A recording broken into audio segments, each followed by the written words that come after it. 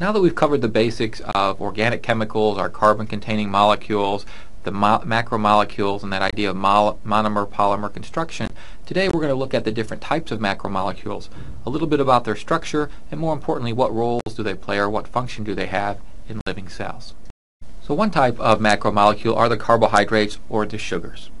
And the sugars are comprised of only 3 elements. So out of our 100+ elements that make up the universe, carbon, hydrogen, and oxygen are the only 3 that we need to make the carbohydrates. In particular, we also see these carbon, hydrogen, oxygens always in the same ratio. And so sugars have a basic chemical formula of C to the X, H to the 2X, O to the X.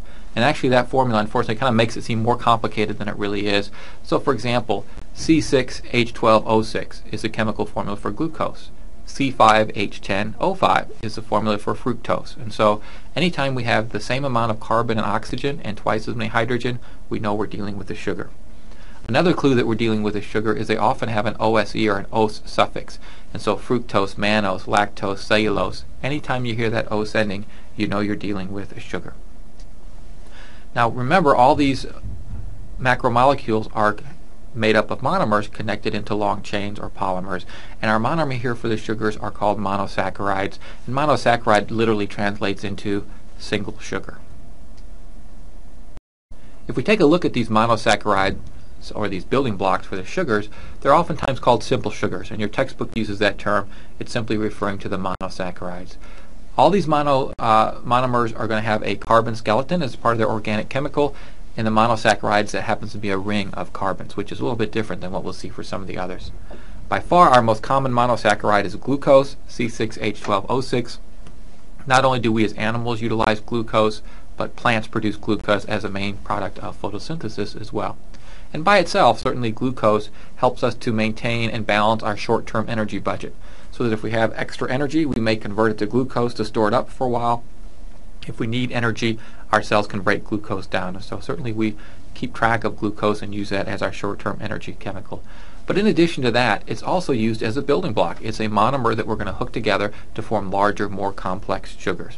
And here we can see a photo of a cartoon of glucose. If we look in the middle there, we can see that ring structure, carbons and oxygens, and in fact it has so many oxygens in it, it's very hydrophilic. That water is going to be very attracted to those polar oxygens within our sugar. If we take a teaspoon of sugar, we know it dissolves right away in our iced tea, for example.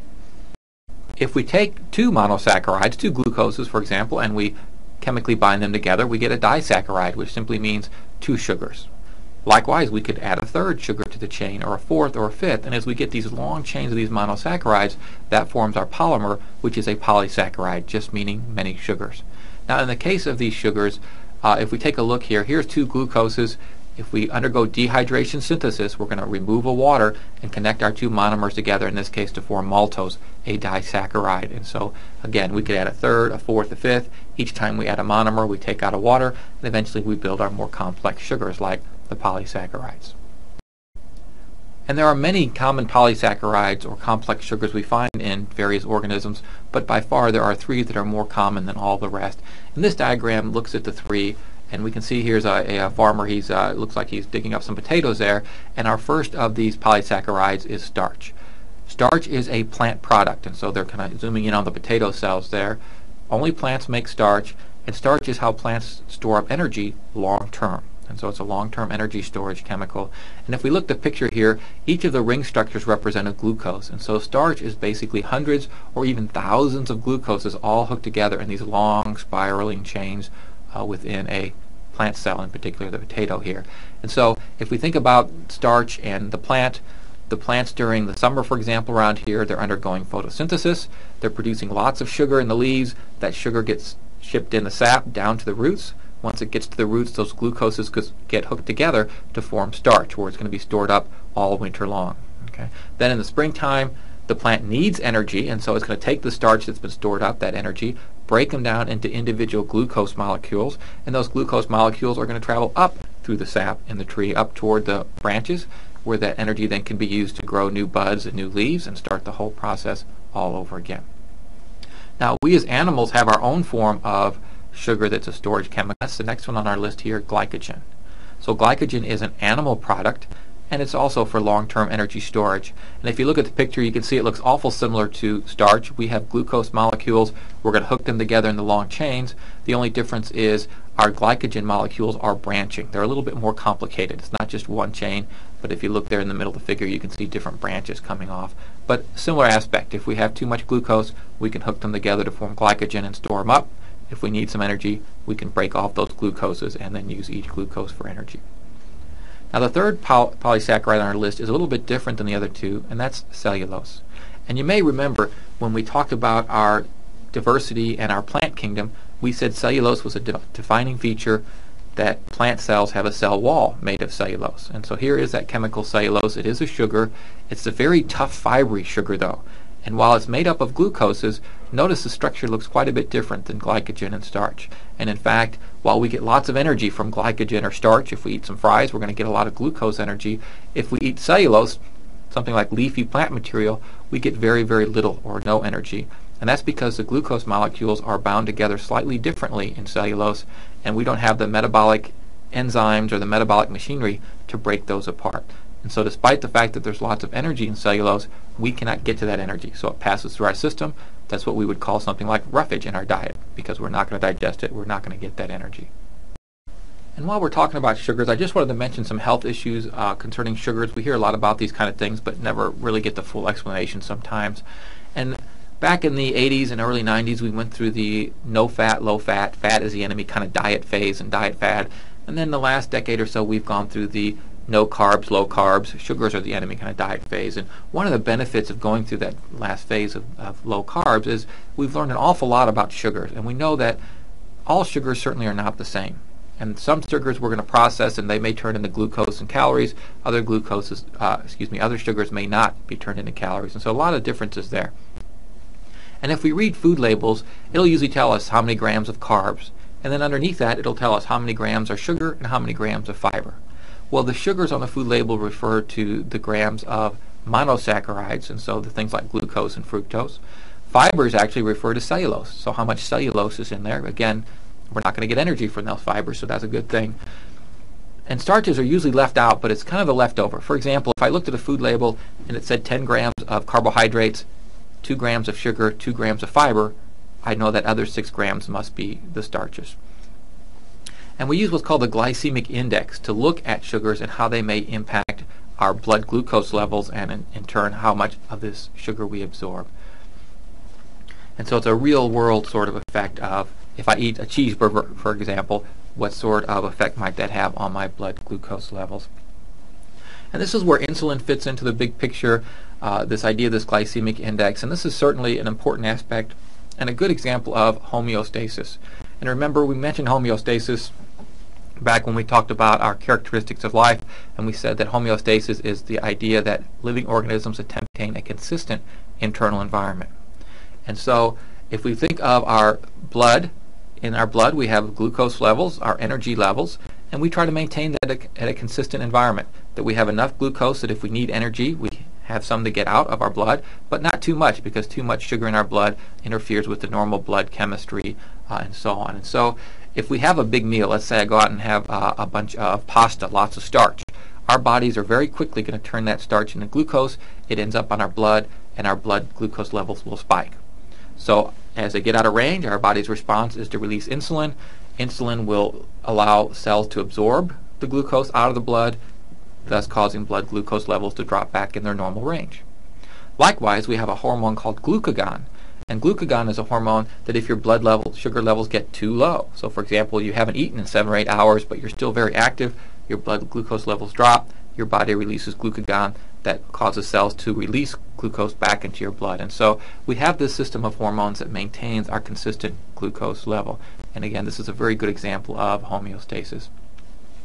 And we know some foods may dramatically change our blood glucose levels and result in big needs for lots of insulin to reduce that blood sugar, but other foods may result in more slow, gradual changes. For example, we know if you just eat pure monosaccharides, you're going to have a huge spike in your blood glucose levels. But if you mix those monosaccharides with a little bit of fiber, that slows down your metabolism, and you're going to get a more gradual increase in blood sugar. Your body can respond by producing small amounts of insulin, and you're going to stay in that normal glucose level range. It's going to be much more healthy for you. We'll avoid things like type 2 diabetes, for example, by adding fiber and whey back into diets. And while we're talking about sugars, I just want to mention artificial sweeteners, because that's another area where we really don't hear much about, but we all certainly probably utilize these things on a daily basis.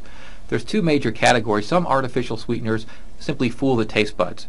They're not sugars, they're not carbohydrates, but they're close enough in structure in terms of their chemistry that they bind to your taste buds and cause that sweet nerve signal to be sent to your brain. So again, they kind of fool you. Sweeteners like saccharin, for example, or aspartame, which is basically NutraSweet, would fall under this category. Other sweeteners are actually carbohydrates, so that's why they're going to activate your sweet taste buds, but they're not going to get broken down into glucose because their chemistry is slightly different and they're going to be processed in a different way. And that's where things like the sugar alcohols, which we see in a lot of low-carb foods today, fall in, is they provide that carbohydrate, but it's not going to change your blood glucose levels. And so we see that in a lot of diabetic foods, for example, again, to address the problem of insulin and glucose level spiking. Next up then are the lipids or the fats. And the fats are made up of the same three elements as sugars: carbon, hydrogen, and oxygen. But in this case, we're not going to see a set formula. There's not going to be the exact same amount or ratio of each one. But in most fats, there's lots of carbon and hydrogen and very little oxygen. And so there tends not to be very much oxygen, which means carbons and hydrogens are involved in a lot of nonpolar equal sharing covalent bonds, which we know result in being very neutral, and that's going to result in a hydrophobic chemical. So when we think about fats, they don't mix very well with water, so we would certainly say they're hydrophobic. Many types of fats exist out there. If you're thinking of food labels like we just were with the sugars, and you read that something has 8 grams of fat, that's referring to the neutral fats, and the neutral fats are used for storing up energy long term.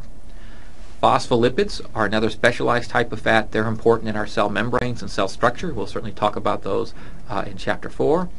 And steroids are actually a type of fat. And today we probably think of steroids, maybe we think of athletes and abuse and that sort of thing. But in reality, steroids within our bodies are hormones, things like testosterone, for example, that allow cells to communicate. So another specialized type of fat. We're certainly going to focus on the neutral fats as our example of a lipid today. So if we look at the monomers of the neutral fats, the building blocks, we're going to see a difference right away compared to sugars. In the sugars, we just had one building block, glucose, hooked together in hundreds or thousands in a chain. We're going to have 2 different monomers or building blocks here with the fats. One monomer is a chemical called glycerol. And glycerol is a small 3-carbon chemical. It kind of acts like the glue to hold the other parts of the molecule together. The bulk of our fat, though, are made up of these long chains of carbons and hydrogens that are called fatty acid chains.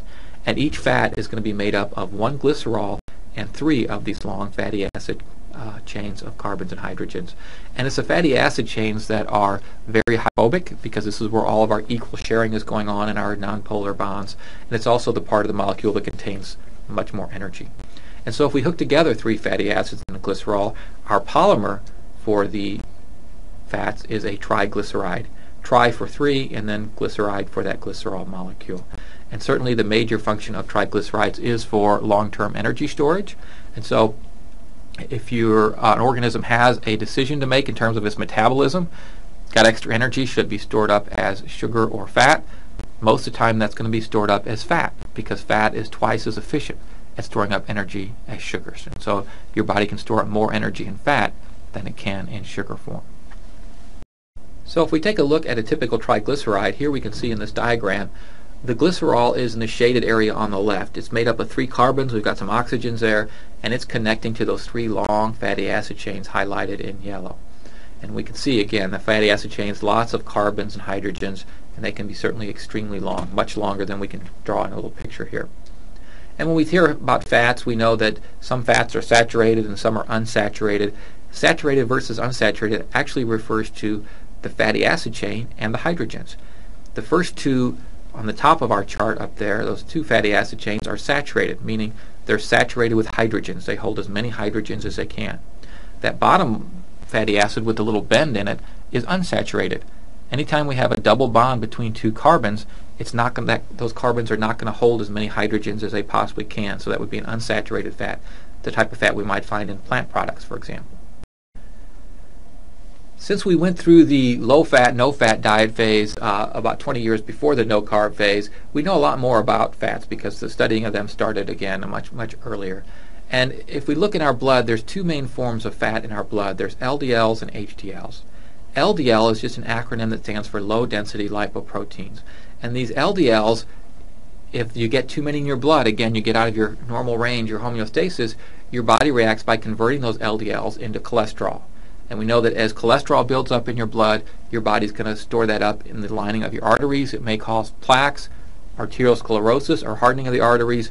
And we certainly know that high cholesterol levels are linked to lots of types of heart disease, increased risk of stroke, heart attack, high blood pressure, and so on. And so we can think of the LDLs as sort of the bad fats. The more LDLs in your system, the more likely you are to have some sort of heart disease. But we also know that all fats aren't bad. There are HDLs, which stands for high-density lipoproteins. And these HDLs, because of their different chemical structure, are not going to undergo the same metabolic pathway as LDLs. Instead, they're converted to other chemicals, so HDLs do not lead to any cholesterol problems. And in fact, studies show us we need these HDLs in our blood to have normal sort of healthy metabolism, and so we can think of the HDLs as kind of the good fats. They're actually good for you. And so in your blood you've got HDLs and LDLs, and it's the ratio of these two that is important for having good health and reducing your chance of heart disease. So the more HDL you have and the less LDL, the better chance you have of avoiding heart disease altogether. So if we take a look at different fats and how they impact your health, we see there's certainly a lot of variation here.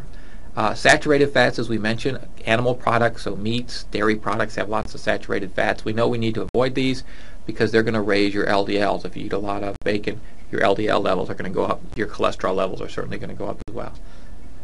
Monounsaturated fat refers to fats that have one double bond in that carbon chain.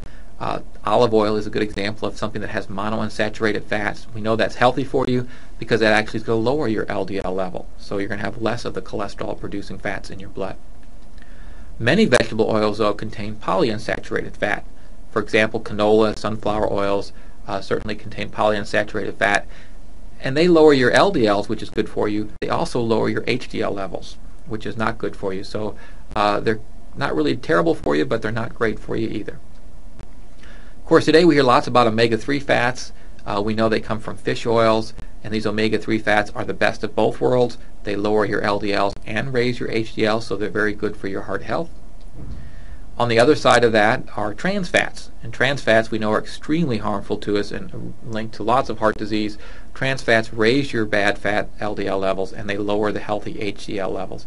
And trans fats are not naturally occurring, but food processors add these to foods and have for decades, especially foods they want to keep crispy or crunchy and keep them from going stale. So chips and cookies, for example. Foods are now labeled with how much trans fat they have in it, and within the next couple of years we're going to see that trans fats are being pulled from foods and are mandated to be removed from foods in the next couple of years because they are so unhealthy for us. So keep an eye out for any trans fats in your foods and be very careful on how much you take in of those trans fats. Our third type of macromolecule are the proteins. And proteins are also made up of carbons, hydrogens, and oxygens, but we see our fourth element, nitrogen, as well. In addition to these four, we do see some other elements in proteins, but at very, very low levels. They're very trace or small amounts. Out of all of our different types of macromolecules, by far proteins are the most diverse and the most complicated of all of them. It's estimated that as humans we have to be able to make over 250,000 or 250,000 different proteins to have normal health and normal metabolism. And so very complex, lots of different types of proteins. Our protein building block or monomer are amino acids. And there are 20 different common amino acids. And so whereas it takes one sugar to make a polysaccharide or 4 building blocks to make a fat, here we have 20 different building blocks to start making proteins, 20 common amino acids, and we're going to hook these together into long chains to form our protein. Now each of these 20 amino acids have slightly different chemical properties, and those properties have to do with an R or a variable group. And if we take a look, here's a typical protein. We can see it. Here's the nitrogen group on the left side. We can see it has lots of oxygen in it, so most of them are certainly very hydrophilic. And it's that R group bottom. If we look at a periodic table of the elements, there is no R element. That R stands for variable. That's what's different for each of the 20 amino acids. It's what's attached there at the bottom. And it's these different R groups then that are going to make each amino acid slightly different from all the other amino acids. And so here's just an example. You certainly don't need to know all these, but just as an example, leucine has a long carbon-hydrogen chain attached as an R group, highlighted in white there. And so it's very hydrophobic, lots of equal sharing going on, versus something like serine, which has an oxygen attached as an R group, and we know oxygen very attracted to water. That would be hydrophilic and dissolve in water.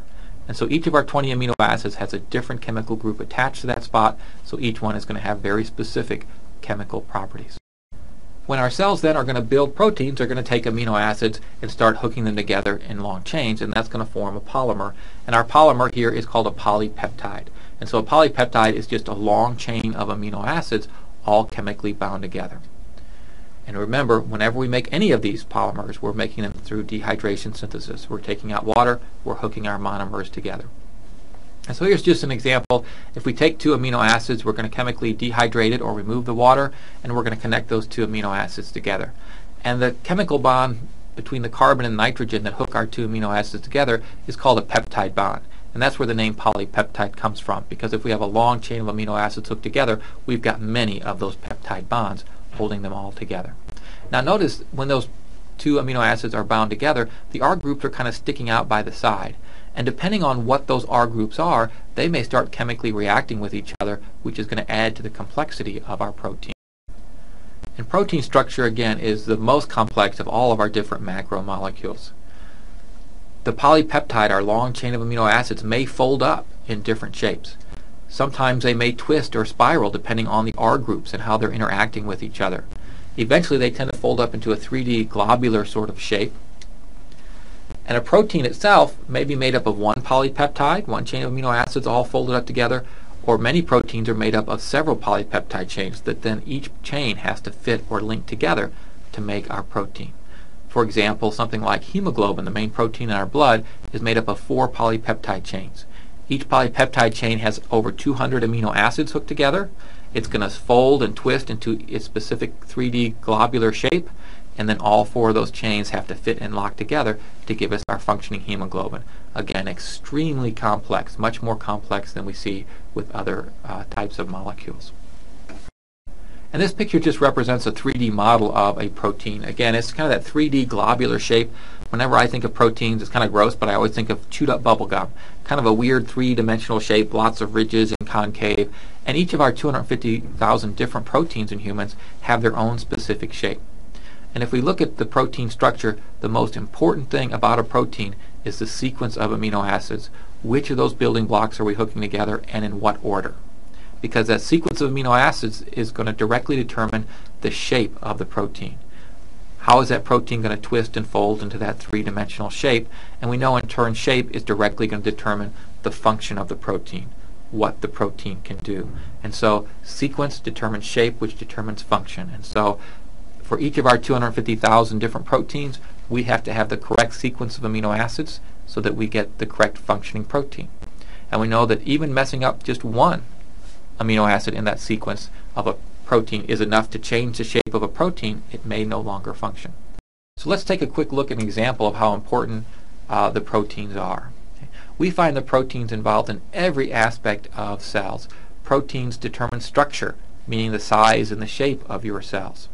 Proteins are involved in the cell movement. They make the cilia and the flagella that stick out of cells that allow them to swim around.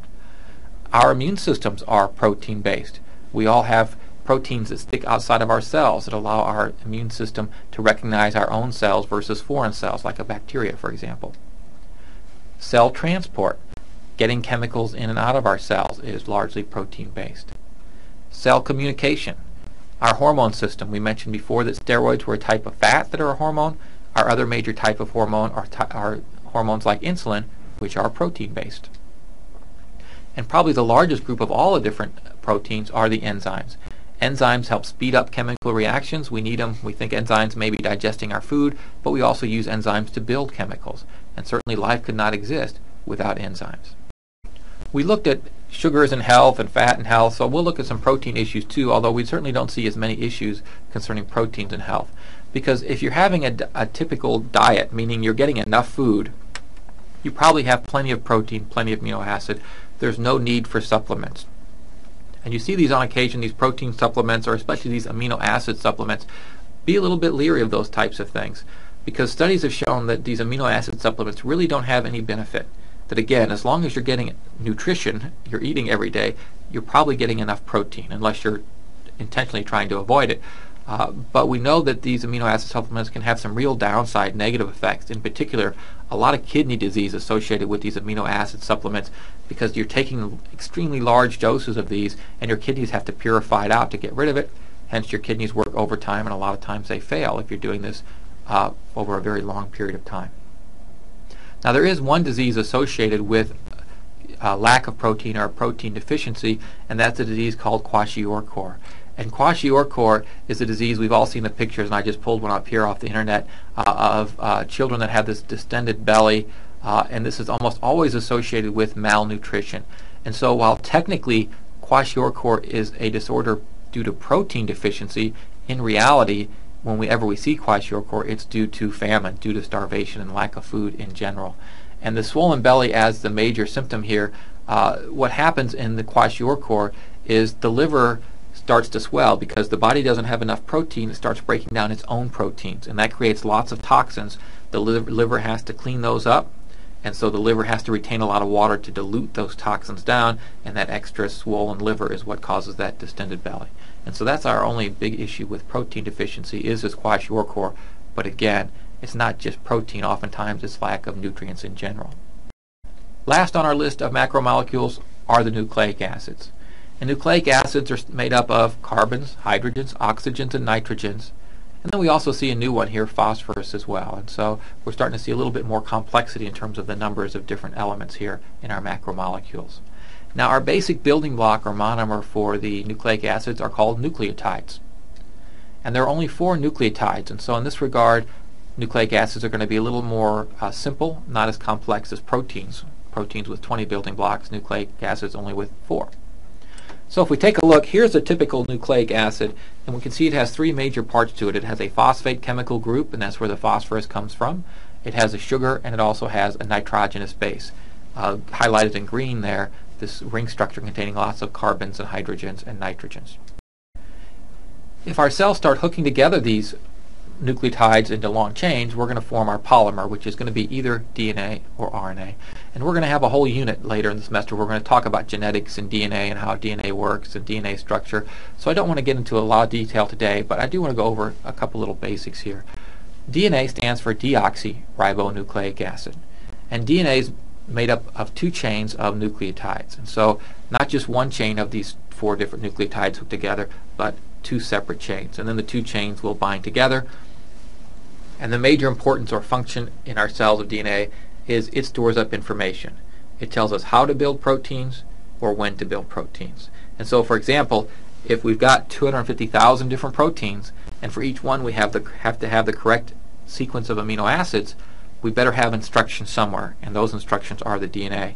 And so our genes within our DNA tell our cells which amino acids to hook together in what order for all of our different proteins for our normal metabolism. Now our other polymer is RNA, which stands for ribonucleic acid. Ribonucleic acid is a little bit smaller. It's made up of only 1 nucleotide chain, and that chain typically is much shorter than what we see with DNA. And the main job of RNA is to take the information from the DNA and actually build the protein. And so the DNA stores up the information in the blueprint. The RNA is going to read that blueprint and convert that information into the actual protein by hooking the amino acids together in the correct order. And certainly proteins, DNA, and RNA are all linked together in your cell, and they form what's called the flow of information. And this flow of information is the same for all living things, regardless of whether I'm looking at your cell or a bacterial cell or a plant cell. We see the same flow of information. That information is stored up in the chemical form of DNA. And when your cell needs to build a protein, it will take that genetic information in DNA, convert it into RNA form, and then the RNA will serve to actually build the protein or the product, which is what the cell needs. Okay? So technically the cell needs that protein, but the only way to get the right protein in the right amount is to have our flow of information. DNA telling us how and when to build it. That information gets converted to RNA, which in turn actually builds the protein. So if we sum up today's information looking at our different macromolecules, and we compare monomer versus polymer, and we take a look at our different macromolecules here. Okay. Our carbs, we said our monosaccharide is our monomer, our building block. Glucose, by far the most common monosaccharide, and we have 3 different polysaccharides. Starch, glycogen, or cellulose are very, very common. Within the fats, we said our lipids monomer is glycerol and 3 fatty acid chains. And when those are hooked together, they make those triglycerides, or those neutral fats, important for energy storage. Within the proteins, we said our proteins are made up of 20 different amino acids in these long chains, these polypeptide chains, which make up our polymer. And then each protein itself may be made up of 1 or more polypeptide chains. And then finally, our nucleic acids, our monomers, are those nucleotides, those 4 different building blocks we're going to use to make our polymer, which is either going to be DNA or RNA.